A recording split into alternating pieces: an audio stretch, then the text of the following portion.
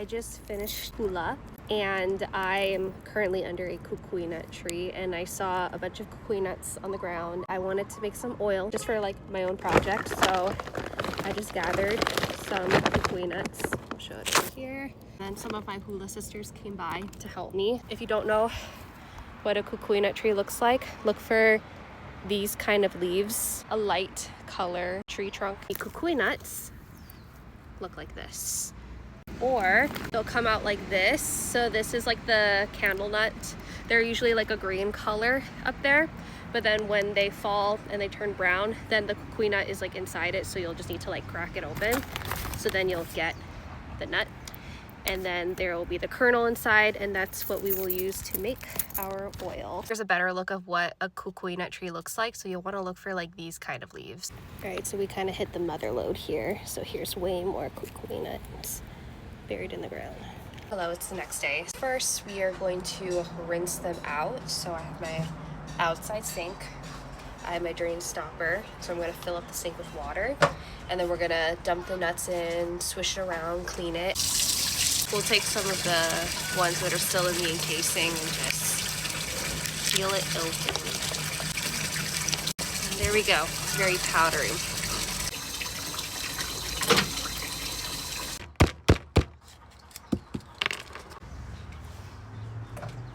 This one has 2. So we have all of our nuts in this pan, and then what I do a little bit differently from some people is that I actually crack the nuts first before putting them in the oven. I like to scoop the kernels out, you know, check if they're good or bad. If they're like dark brown, black, then just toss them outside. But if they're like white, amber color, then they should be good. I just find it's easier to roast. You can see it so that you don't burn it. And then for the shells, you can make shell powder out of them, or you can just, again, toss it outside, let it decompose naturally. I use this guy. It's like a mortar pestle sort of thing. I know there's like a specific term for this, but I have this. And then what I do is I grab one of the nuts, place them in here. This is my towel specifically for this. You can see by the pukas in there, but we lay this over, and then we crack it, and then as you can see, the inside is like a nice whitish cream color, so this is good. And we're gonna scoop it out, put it in a baking pan, and get it ready to bake. All right, so it's been a couple of days, and yes, I'm still wearing the same shirt. I've just been feeling a little under the weather, so I've just been trying to rest, but then also still doing this. I picked up a lot of kukui nuts, so it takes a bit to like crack all of them, but we finally did it. So here are all of the kernels inside of our baking pan. Again, we're looking for this color. It's okay if you have like a little bit that are brown like this, but just not too much. You don't need to oil the pan. You don't need to put parchment paper or anything in it, because when they roast in the oven, the heat is going to bring the oils out, so it's not going to stick to it. We are preheating our oven to 275 degrees Fahrenheit, and then we are going to roast these for 25 minutes, around halfway. It's good to like kind of just mix them up so they're not sitting in the same position for too long. Oven is ready. Let's put these in.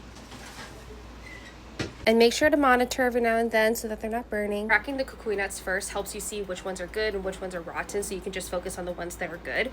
It also helps to not make your house smell really bad. So when I talk to my hula sisters, they say that whenever they make kukui nut oil, their house always smells bad when they roast the kukui nuts. But then with my method, I was so confused because I'm like, what do you mean? I think it smells amazing. Like, it kind of smells like peanut butter. Got me to like thinking when I was, you know, cracking the nuts, and I was like getting the like the brown kernels, like the ones that are more like overripe and rotten, like it has that pungent smell to it. So that's why it's a good thing to crack them first, so that you're only roasting the good ones, because if you're just roasting all of them, then I think that's what's causing the bad smell. All right, it's done roasting. We're gonna take it out of the oven. And now to make the oil. And no, it does not include any cheesecloth, so put this away. We are not wasting any materials. The cheesecloth absorbs most of the oil, and you're only gonna get like a little drop afterwards, and you're just gonna be wasting your energy. So put that away. This is what we're gonna use. May I present to you all my oil press machine that, yes, I did buy off of Amazon. It did cost a little money, but if you don't have this, a blender can work fine too. But I'm gonna show you guys how this works, and if you are someone that likes to make kukui nut oil, or like any kind oil or whatever, and you don't want to be wasting cheesecloths, you don't want to be wasting time and energy, this works amazing. I used this the last time I had to make kukui nut oil for my halal, and I filled up 4 of these. We will feed the kernels in here. The oil slash paste is going to come out through here, and then the garbage is going to come out through here. So here's the back of the machine. We have the heat on already, so it's pretty hot. I don't want to touch it. And then we have it set to the lowest temperature, 122 degrees Fahrenheit, because we already roasted it in the oven, so it doesn't need to be that hot. And then when you turn it on, it'll either go forward or reverse. All right, so here we go. I'm gonna turn on the machine, and then use the spoon.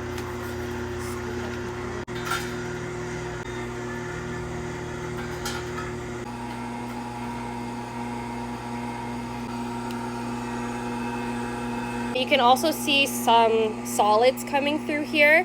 So it's gonna be like a peanut butter paste, but the oil is going to rise up over time, and then you'll be able to scoop it off. Think of like a peanut butter jar. So when you open peanut butter, you see how the paste is at the bottom, but the oil is at the top.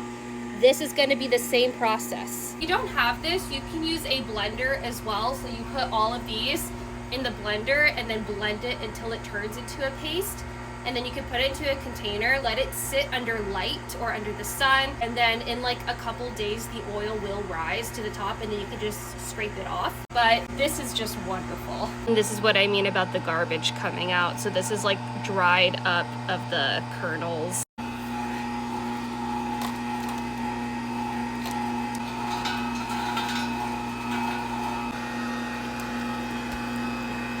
Ta-da! And here is the oil. So over time, more of the oil is going to rise up while gravity is going to push the solids down.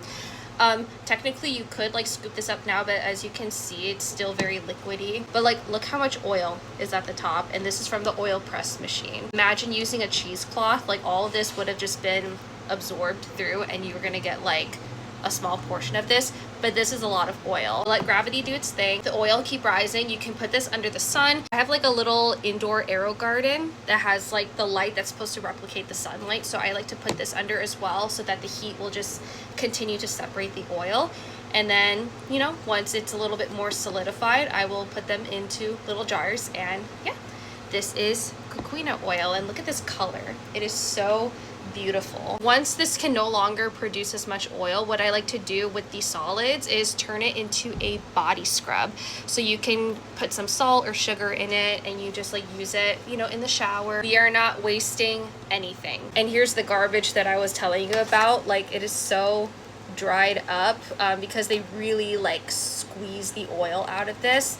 Again, like with the shells and with the bad kukui nuts, you can just toss this outside, let it decompose naturally. I don't like to throw away this kind of stuff in the garbage, because it's just going to go into the landfill and it's not going to like, you know, decompose. This stuff is biodegradable. So like, let's give it back to the Aina, give it back to the land, and yeah. And you're left with this beautiful oil. And again, you can use the solids for a body scrub.